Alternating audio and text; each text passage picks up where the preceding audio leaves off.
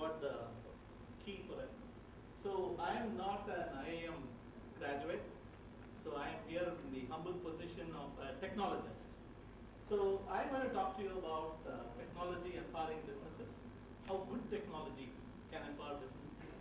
And my agenda here is to talk to you about what I think a business should typically be about, what people should expect from a business application, and I also want to share some data I collected in the past 15 days.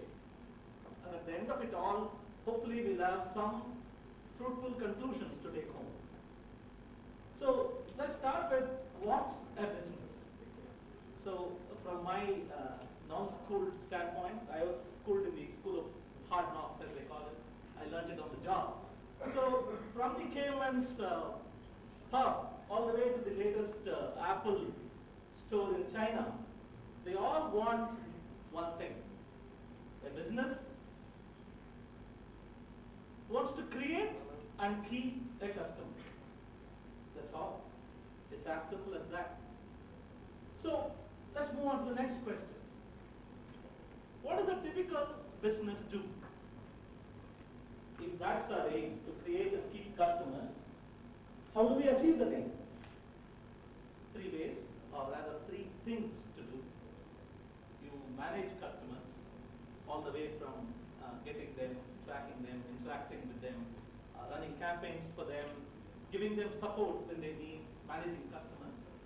And then you run your operations. It could be paperwork, it could be the finance part of it, it could be about HR and recruitment, it could be about IT assets tracking, all that. And you empower employees. After all,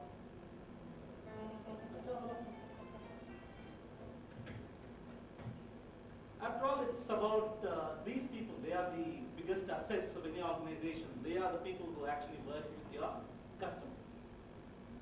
All right, moving on. What is expected of a business application? If you are going to get into software, if you're going to use technology in your application, what are you going to expect from it? You're going to model any real-life business activity. Your software application should know at any level how to model it. Why do we model a business activity? We model it because we are aiming for a standard. We are aiming to set a particular protocol or a standard set of operating procedures so that we can reduce error. We can introduce repeatability. Why all this? It frees us time so that we can try and innovate. I'll go back to the innovate point later. All right, so we see managing customers as the first of the three. So what software applications would you need to manage a customer? So you need to reach them.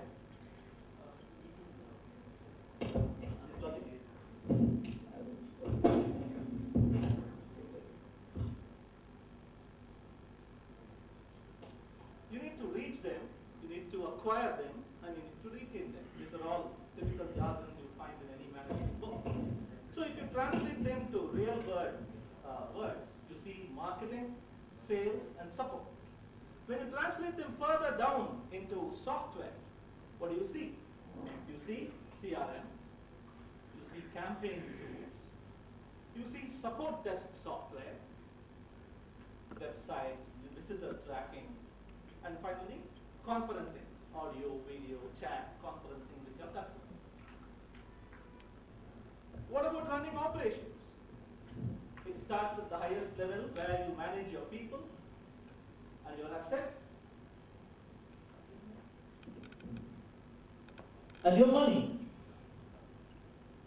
And when you lower it down to friendlier terms, you look at it as recruitment and HR, finance, bookkeeping, money making, and IT. What are the kinds of tools, typical software tools you see there? You look at invoice, books, expense management, inventory management, and recruitment and HR. Now the third, empowering employees.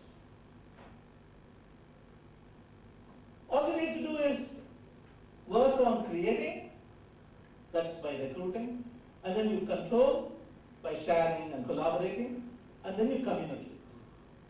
Then you lower it down to simpler terms. You look at it as authoring, where people create documents, presentations, spreadsheets, work, and then they share it within the organization. And finally, they collaborate across in an environment, communicate. The typical software tools for that would be documents, office products, email, chat. Email and chat are that ever-present duo. You find it everywhere. And intranet is not used as much as it should be in typical organizations. So there we have it. That is what the typical business needs as software tools to run its show, to manage customers, to run operations, and to empower its employees. So how do companies use technology to run their businesses?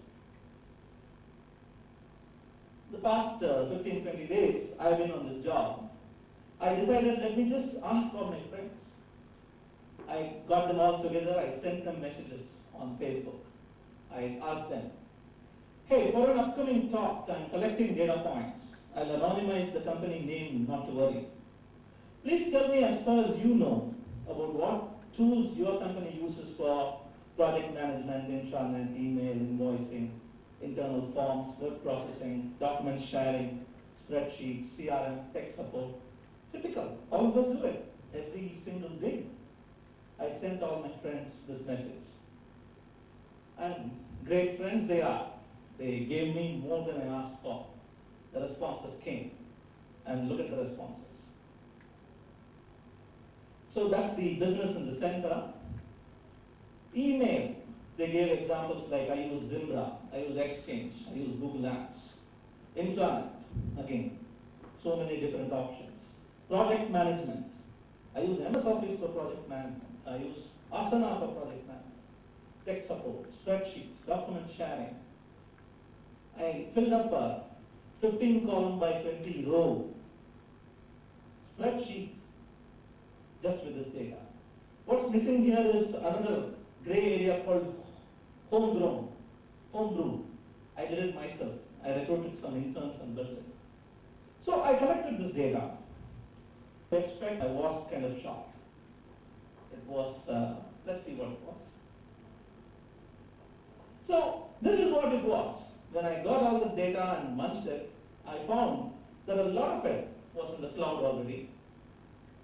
Some of it was on-premise. It was downloaded, installed, or some of them were running it in local private cloud. Some were homegrown. They had built it themselves because they thought nobody else would have found the need for such a software, and hence it wouldn't exist as a software. They were wrong.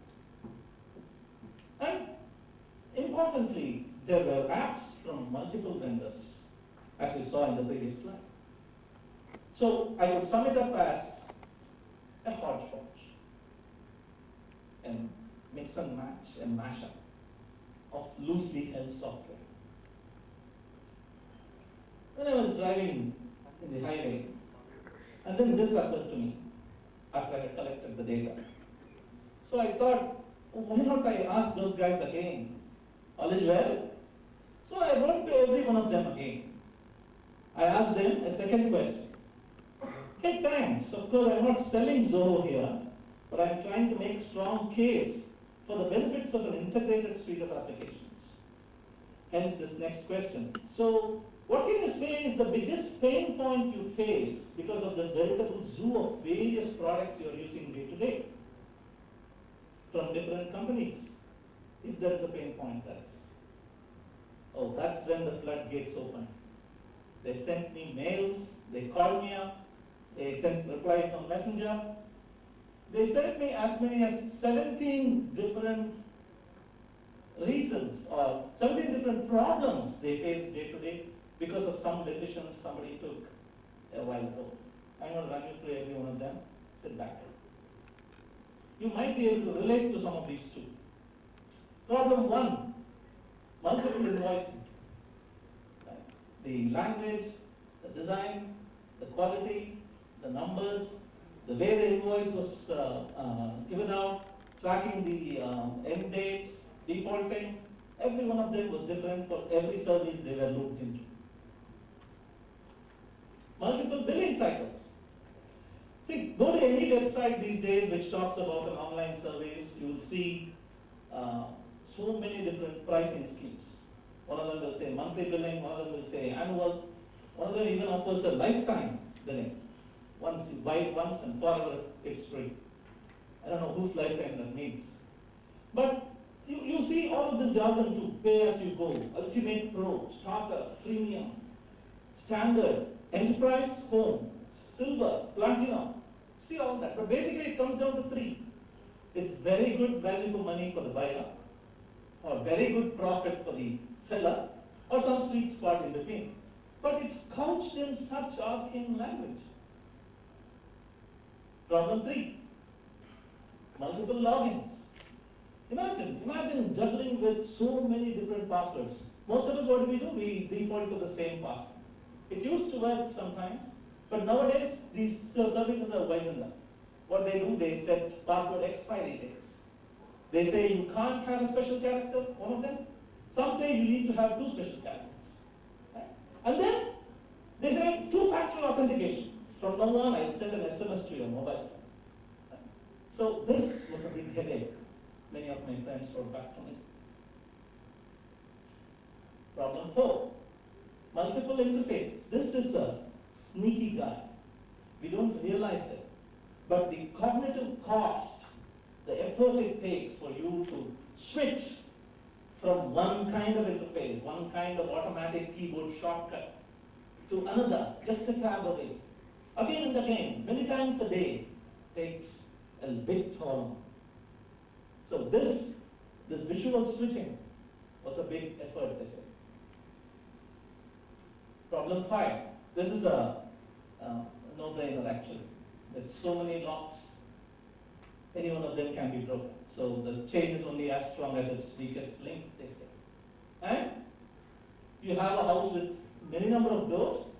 You need to ensure that each of those doors has a lock. You have to remember to lock each of those doors. And these thieves are going to try even more creative ways to break in. Compare it with one door, like a Fort Knox. And talking about thieves, most users switch to the other extreme. They become extremely paranoid. Any Android app you try to install, it asks you 7 questions, you back up. They are very friendly company perhaps. So this philosophy match, the work ethic match, if that's missing, this leads to this problem. Data problems. So some of them store it in a database, some of them store it in flat files, some of them store it in a third party, Amazon provided server, some of them store it in their own servers. Where's my data? Big question. Duplications. Have you done ego sorting on your phone? Try searching for your own name. This happened to me simply because I logged in with Facebook, Twitter, Google, iCloud, and one more account into my phone. And it treated every one of those as a separate name. So I had to actually rewrite my name as Rajendran Dandapani original, because that was the only one I wanted to use. Try doing that in your phone. You'll have at least 4 or 5. Why? Data duplication is either too hard or too easy. When you have multiple app vendors, it's either too hard, you can't get at the data, or it's too easy, so it takes, chalo, lelo, take copies. Vested interests and diverse roadmaps, again, it's a sneaky thing.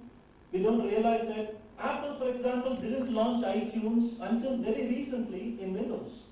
If you wanted to use an Apple device, you had to have an Apple laptop. Very recently, it launched iTunes for Windows. It's not a technological limitation. It's a vested interest. They don't want you to use Windows. So if you get caught up in vested interests like that, see, you can follow every one of those roads. Any of those roads, you can follow. But can you follow all of those roads? If your CRM company takes this roadmap, while your project management tool takes that roadmap, what are you going to do? You will be stranded. And talking about stranded, this is another kind of strand. There are tools now which, that's another problem. Hidden costs. We won't know that we have to, like drug dealing, they say. We won't know we have to pay until it gets very sweet, irresistible. Right? There are many, in Asana, for example, you can get 20 users. For the 21st user, you have to pay for every one of those 20 users. Think about that. Hidden costs. And search. I don't know why not many people are talking about this much. This is vital for me, day to day, to search across all my services. I want to be able to search my employee, my teammates' attendance records, while also searching for the tasks assigned to them. What's wrong with that kind of search? Why should I move to a different search and collect the data? Big question. And longevity. TechCrunch, a very famous blog, has a private page on its website just called the dead pool. The dead pool is the page where TechCrunch very ceremoniously moves all companies that it very bombastically talked about 20 days ago. 90% of all startups die. Forbes article, January 2015. And of those, a large percentage die in the first year. So, would you want to place your important business critical services and processes in that kind of company's data store? Big question. So that brings us to the last question. So, the 17th reason that they gave, the problems they were facing, I want to ask you to remember this inverted Mount Fuji. Remember it. I'll come back to the Mount Fuji later. It's a hypercritical, very important reason. So we'll come back. So to summarize of all those points, we saw three kinds of hardships. The user, that's the common employee in the company, having to remember multiple passwords and all that. The user, it was mayhem. For the administrator, who had to manage whenever a new employee joined, he had to add the person. Whenever a person left, he had to ensure that he can't break into any of those individual systems. So immediately he had to rush, pull a night out. So it's hell, living hell for the administrator. But the administrator is okay and the user is okay.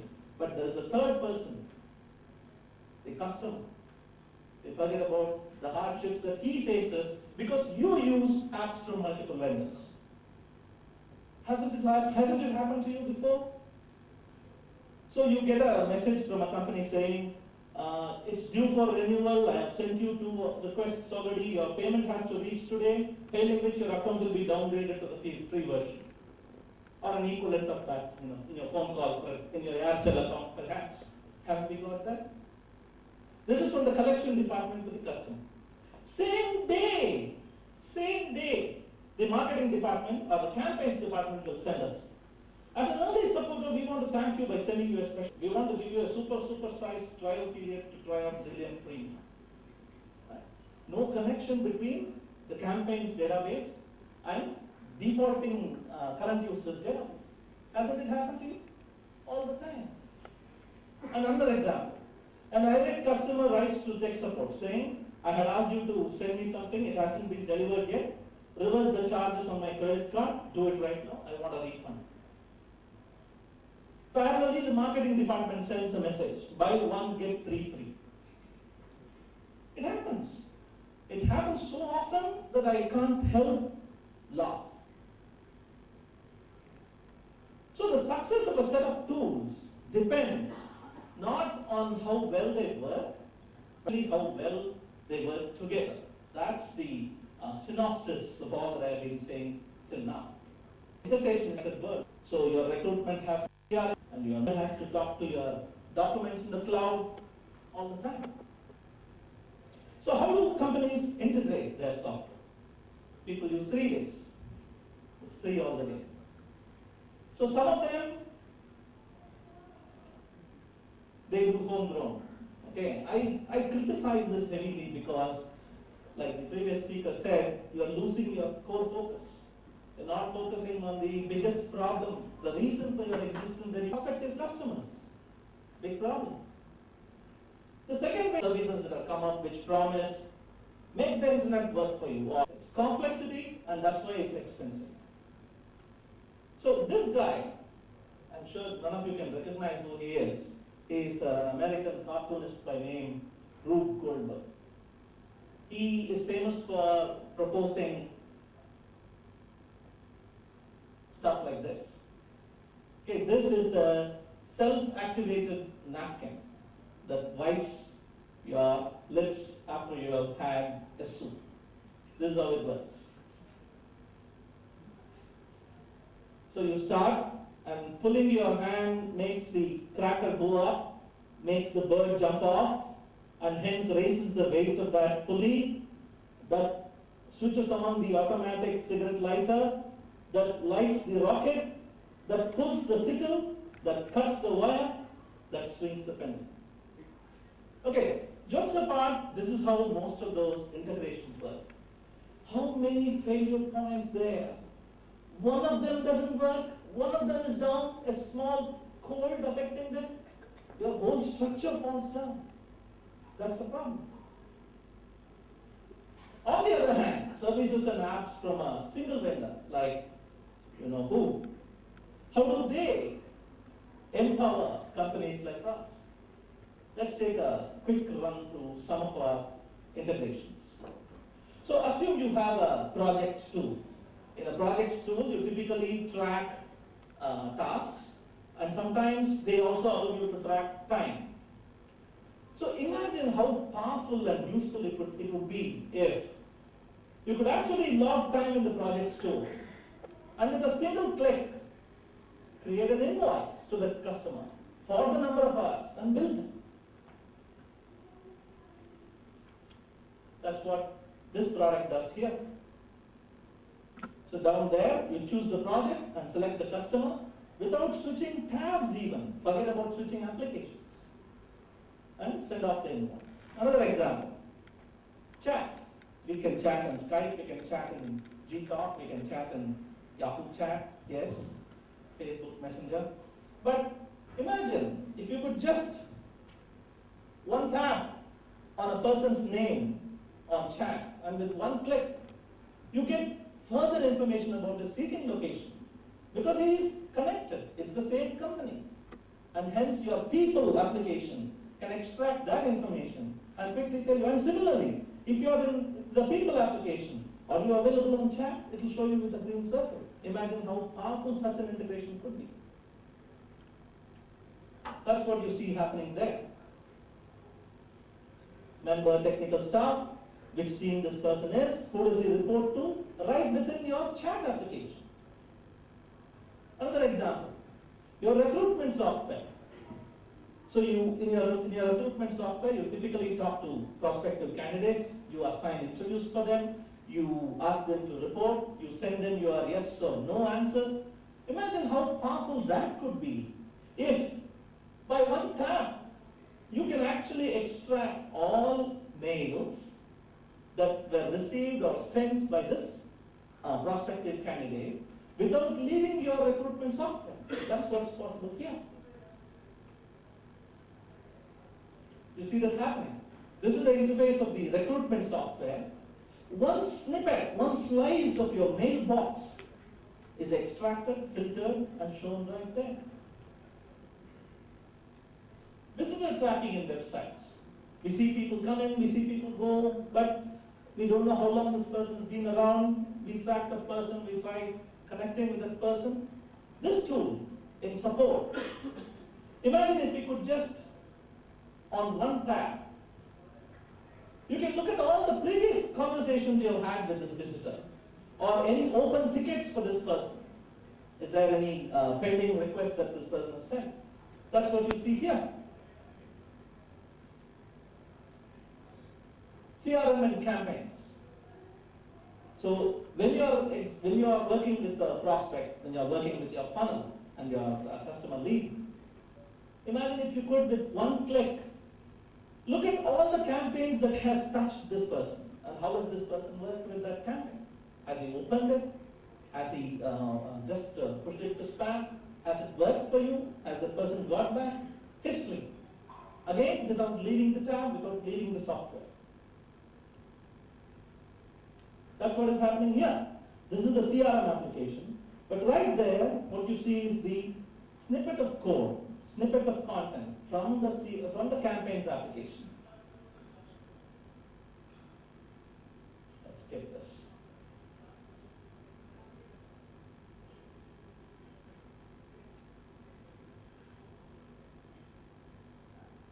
Okay, so remember this? I was talking to you about one last reason, one last pain point that I wanted to really stress on. We'll come to that now. But before we get into that, I have a small pop quiz. And anybody can answer this. I need you to just guess the company that's pictured here. The organizational hierarchy of the company will be pictured. I want you to guess which company it is. Let's start with this one. Which company, famous company in the world, looks like this? The org tree looks like this. Apple. Good one. That's Steve Jobs or Tim Cook there. Next one.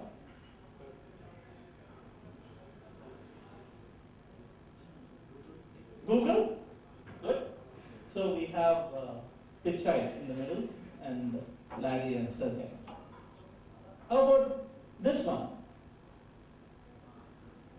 Facebook. How about this one?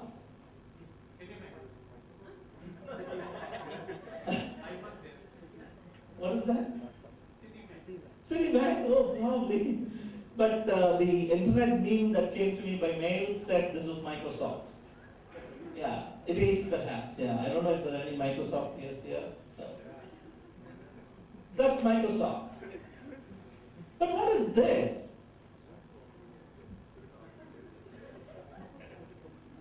You know what? This is the typical startup. This is you and me. These are the companies that want to innovate every day. Right? So this is a complete anathema or antithesis to all those large, who made it big kind of organizations we saw just now. Books have been written about it. Jason Fried of Present Signals wrote a book called Rework. In that he talks about the blur. That's the blur. He talks about ASAP is poison. Meetings are toxic. Pick a fight. Inspiration is perishable.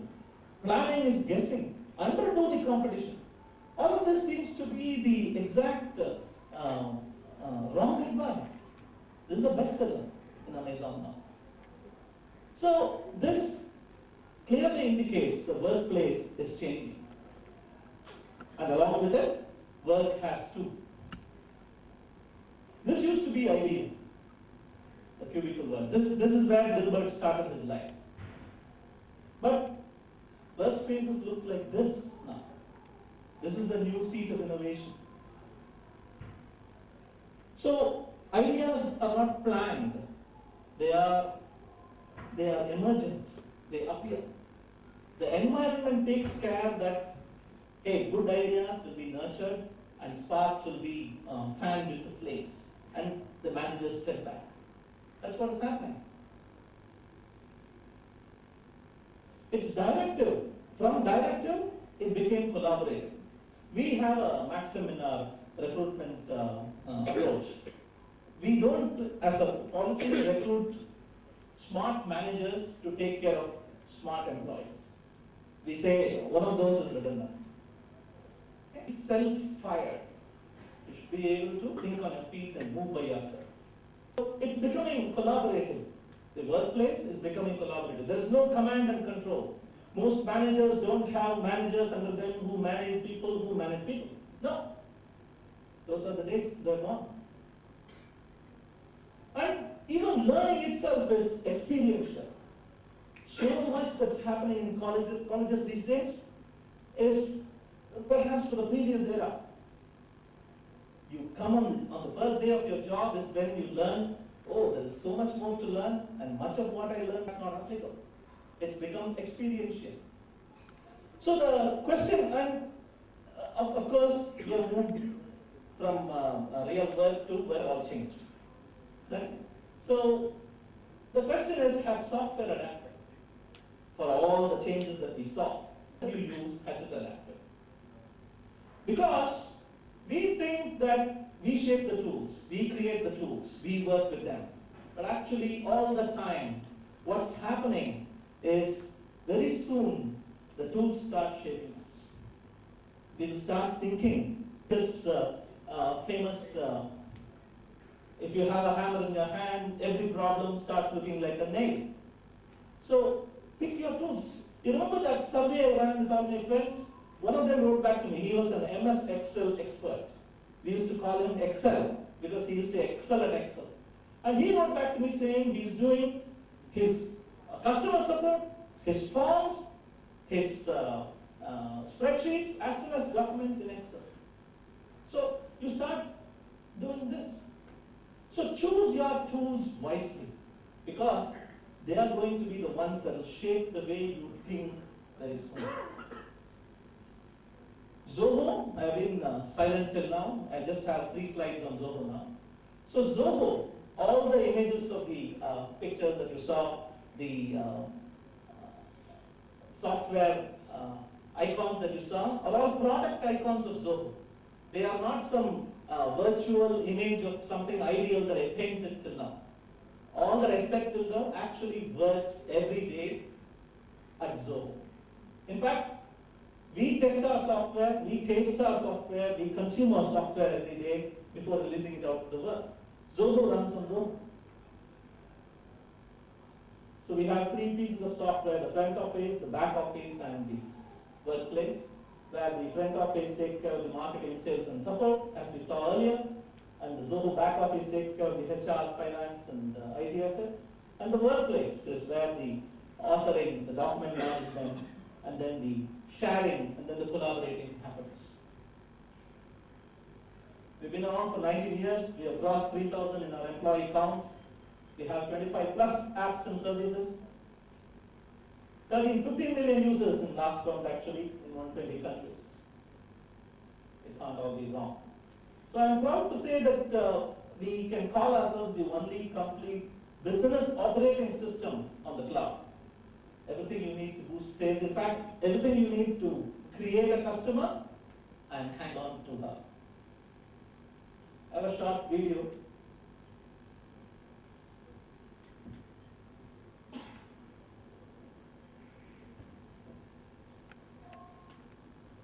Lots of software. But in order to customize software to fit our unique businesses, we often end up constructing this monster. So let's go back to where this all started. You know when you picked up lots of overpriced, shiny, shrink-wrap boxes of software and downloaded other programs. And then you spent countless hours tinkering endlessly in an attempt to get the software made by different companies to just start working together. And after months of troubleshooting, integrating, and bug fixing, your Frankenstein finally comes to life. Well, some of the time. But the real problem comes when you try to get Fragile Frank to start growing your business. Like when it's time to upgrade your software. Or when you want to work remotely. Or when you're ready to collaborate internationally. I mean, let's face it, these programs and these shiny boxes were designed to live on a single computer and work independently from each other. And the only way to force them to work together and company-wide is to hire a highly paid team of these genius monster makers who spend all their time repairing Frank just so you can stay in business. But there's a better way. Introducing Zoho.com. It's a comprehensive suite of online business, productivity, and collaboration applications designed to work together. Zoho discovered that you could use the evolving power of internet applications to find a permanent and affordable solution to software integration. So let's start over. Now, of course, your business needs software to track customers, host your email, collaborate on documents, manage projects, and many other applications to increase operational efficiency. But with Zoho, all these applications were designed from scratch to work together seamlessly. And if you need to use outside apps for certain parts of your business, you can plug those right into Zoho's integrated system, you know, to prevent Frankenstein from showing up again. And since it's all hosted online, you don't have to worry about upgrading to the newest version. That's all being done continuously without impacting your business. And as your business grows and expands, Zoho's hosted applications scale perfectly to any size, allowing you to work remotely without borders. So just go to Zoho.com and instantly start using whatever application you need, or use another ID to access these apps, making company-wide collaboration seriously alive and away. And if you ever have a problem, just call Zoho 24 hours a day to help. Imagine all of this efficiency for the fraction of the cost of prepackaged software applications. Zoho just makes everyone happy. Well, except for the makers of those expensive shrink wrap boxes. So try Zoho today for free at Zoho.com. So I ran this particular video because of a specific reason. This is not the latest Zoho branding video. In fact, the logo is all wrong. This is actually a video from November 2009. It's from a time when we had just 9 applications, and those are the 9 that went around. The point I'm trying to make is we are still true to that vision of making every one of our software work with every other software. It's just that Frankenstein has changed. It used to be shrink-wrapped software leading to fragmentation, but now it's all online software with online fragmentation. So, thank you. Yes, in the default mode, anybody can attend this even remotely. Zoho Show, the presentation tool, already has remote presentations capability. This inherits that capability from that. On the other hand, this is not a security breach. The user can let only those within the geographical range of 10 meters or 20 meters, or only those who have logged in to your application. That's an additional setting. It's not by default. Utkarsh Dave. My question is, my question is like you telling like all your applications along, along and online, and it seamlessly integrates with each other. Okay, everything is fine, but what about the security? Like, there is leakage of your, my data might happen. Is it threat involved in it, right? Then how you avoid that? Okay, so your question is then addressed to every software company that has data on the cloud. It's like asking banks about how safe is your locker. Can I instead dig a pit within my backyard and put the money there instead? So I thought we have all moved beyond that question. But let's all understand, security breaches is always a question of when and not if. Nobody is going to stand on a platform and say, my company is so strong that its security is never going to be breached. In fact, that company will be the first one to be breached by the anonymous faith. So I'm not going to say that. But we have put in additional layers of encryption, distributed data storage, and so on, that prevent an easy hack through or a breach from occurring. And we haven't been hacked ever till now. So that's the, it's a choice. And because we are integrated, and because we are single sign-on, you log in once across all applications, we strengthen that very well. The single lock to the single door of entry to the Zoho fort is well protected. That's surely a better way to look at things than having a glass with 20 doors instead. So I agree that there is a risk about moving to the cloud, but soon people will realize. Let's see, the applications which you are developing and gradually you are increasing, the security of course is a concern. How you convince as when you are pitching it for a client, okay, for one company, and you are telling this, okay, but he will be reluctant to accept it because how you convince them, like, how to monetize the things, like, Okay, so Zoho by itself is its culture. We don't talk much about it. We don't oversell ourselves. So I wouldn't want to tell you. I wouldn't want to try and convince you about Zoho being the best. All along today, I was not talking about why Zoho is the right way to do it. I was talking about why you should look for good technology. That is, an integrated suite of applications which talk well with each other without all that going around. So let's stick to that. I don't want to make this a Zoho platform. This question, how Zoho can help startups, is it expensive? Do visit our pricing page, and there is always a free user account for every one of our services. and we ramp up gently. We have been where you are, where each startup company is.